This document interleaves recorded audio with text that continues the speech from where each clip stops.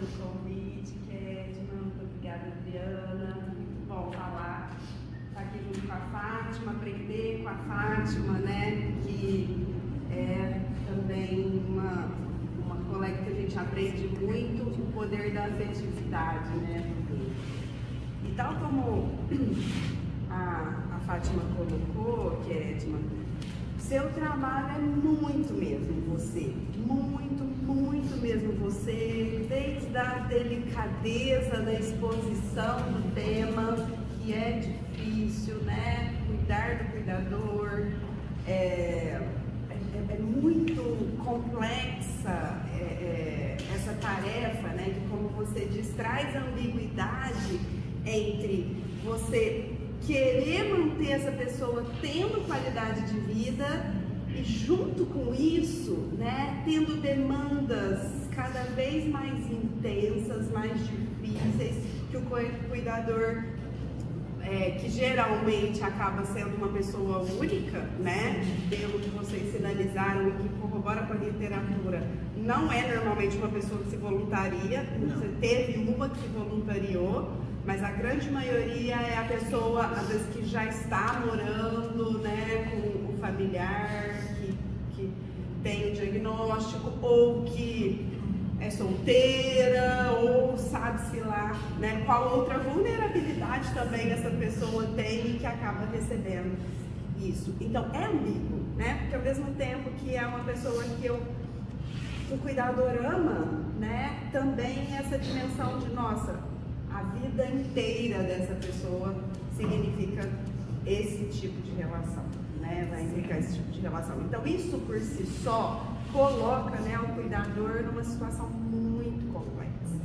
Então, você traz no seu trabalho, assim, uma leveza, uma docilidade, uma amabilidade, amorosidade, né? Que faz a gente ler com o coração mais aberto, né? Então, é você, né? Esse jeito de se apresentar, com esse carinho, né?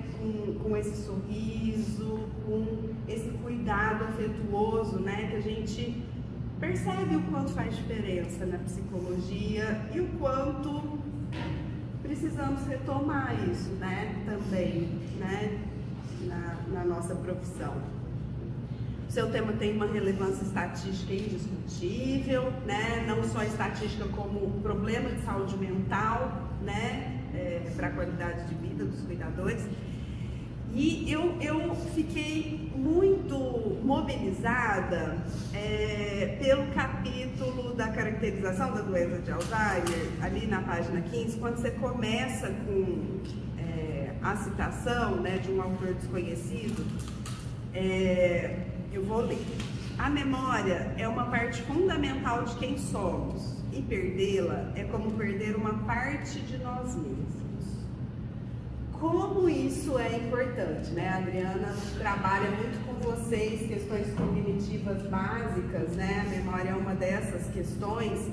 E na clínica nós escutamos muitas vezes as pessoas pensando, falando, né? Como eu queria apagar isso da minha vida, né? Esse fator doloroso, né? Como eu queria, existem filmes, ficção científica, né? Que nos coloca nisso. Eu queria apagar isso da minha vida, né? E sempre, né? Essa dimensão do apagar coisas da vida tem consequências muito intensas, né? Então, nem sempre a nossa vida e não é, né, gente? Eu acho que quem conta isso, talvez seja quem tem um pouco do seu olhar, né? De que até em situações difíceis busca um aprendizado de qualidade, de força, de fortalecimento, né? Mas a nossa memória, ela contém muito da construção do nosso eu, né? Das decisões que nós vamos fazendo diante de diferentes desafios, de diferentes encontros. O que a gente seleciona para mantermos na proximidade de quem nós nos tornamos, da nossa identidade, né? Nas nossas relações com os outros. Então é muito filosófico, né, essa questão.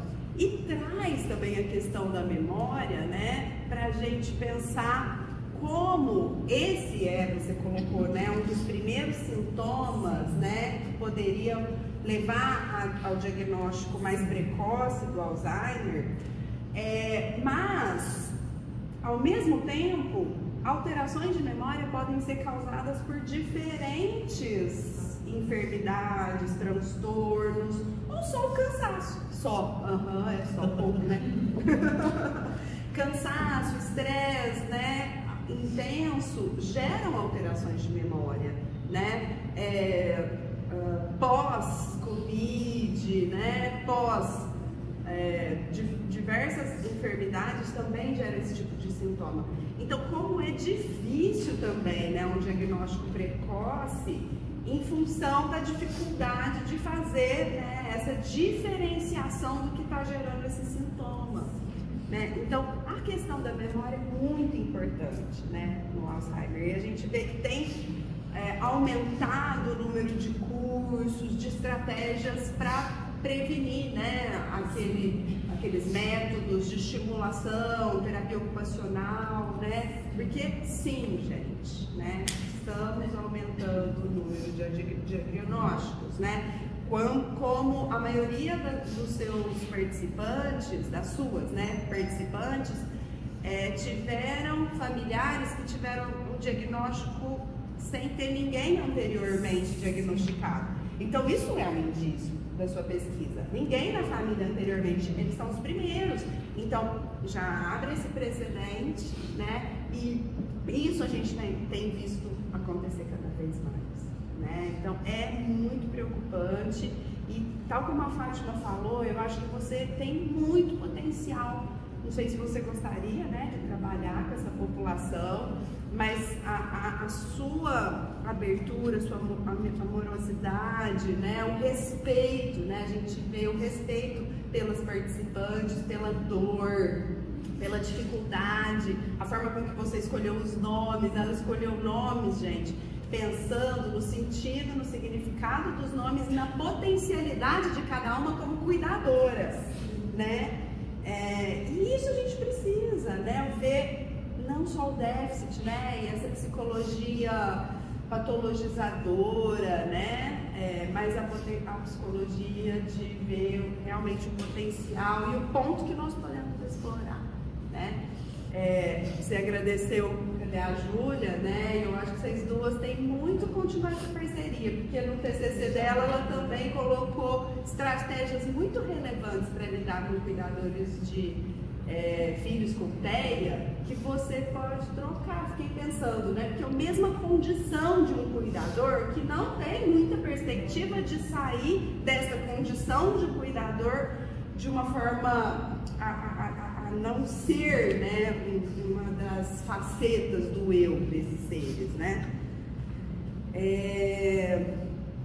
Muito gostoso o seu trabalho. Outra coisa que eu fiquei pensando em conversar com você, né, é que a forma de seleção da amostra sempre coloca a gente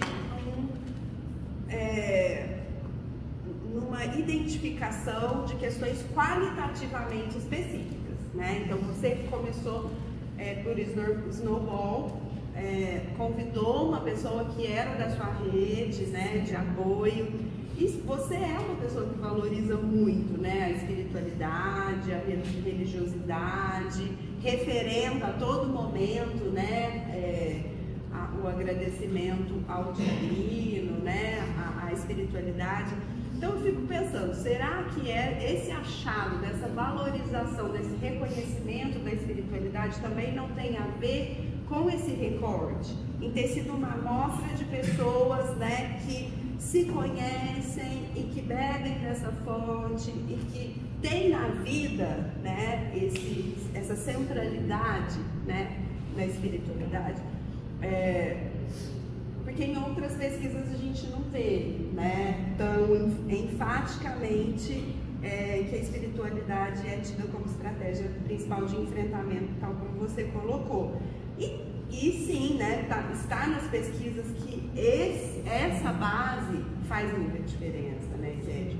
O sentido, né? Tudo bem, pode ser que leve a questionamentos, por que eu, Deus, né? Mas também a ter um sentido da existência e um sentido desse tipo, né, de trabalho a partir dessa conexão com a espiritualidade, que também você colocou bastante, né? Dar o sentido para o viver, né? Então, acho que seria legal refletir sobre isso, né? Porque é uma amostra com características específicas, né?